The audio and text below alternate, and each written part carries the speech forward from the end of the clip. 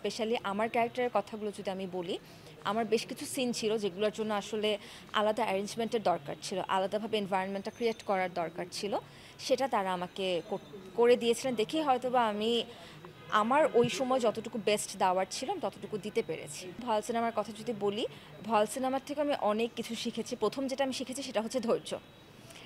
এবং এই কথাটা আমাকে সবসময় বিপ্লব ভাই এবং ইরফান ভাই বলেছেন যে আয়শা, ধৈর্য রাখাটা খুব ইম্পর্ট্যান্ট।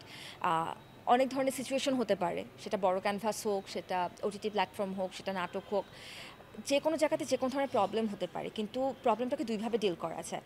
প্রথমে যদি আমি রেগে ফেলি তাহলে প্রবলেমটা একরকমভাবে একটা সলিউশন পাবো, আর আমি যদি সেটাকে নাইসলি ধৈর্য সহকারে যদি আমি ডিল করি সেটা আরেক ধরনের সলিউশন পাবো। এই সিনেমাটা আমাকে নাইসলি ধৈর্য সহকারে কোনো একটা প্রবলেমকে ডিল করতে হেল্প করেছে এবং এখন পর্যন্ত আমি সেটার বেনিফিটস পেয়ে যাচ্ছি। ছোটো করে এতটুকুই বলবো যে খুবই সিম্পল একটা মেয়েটার নাম হচ্ছে বকুল।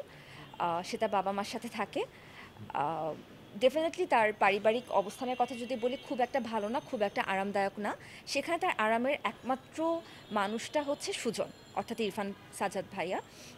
এই মানুষটার কাছে সে একটু শান্তি পায়, সে একটু আরাম পায়, সে একটু সুখ অনুভূতি পায়।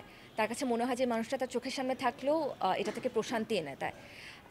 কিন্তু তারপর তার সাথে যেটা হয় বা দর্শক যেভাবে আসলে গল্পটাকে দেখতে পারবে, আমাদের চিত্রনাট্যকার যেভাবে গল্পটাকে নিয়ে গেছেন, সেই জায়গার থেকে দর্শকের কাছে কিছু কিছু জায়গায় একটু সাসপেন্স রাখা হয়েছে, কিছু কিছু জায়গাতে তারা থ্রিল ফিল করবেন। কিন্তু দিন শেষে আমার কাছে মনে হয় তারা সব ছক মিলাতে পারবেন। আশা করছি ভালো লাগবে। আমি এখন পর্যন্ত দেখিনি সিনেমাটা, কিন্তু যারা দেখেছেন টিমের তারা প্রত্যেকেই বলেছেন যে ভালো হয়েছে। সো তাদের কথার উপর ভরসা রেখে বলতে পারি যে কাজটা ভালো হয়েছে।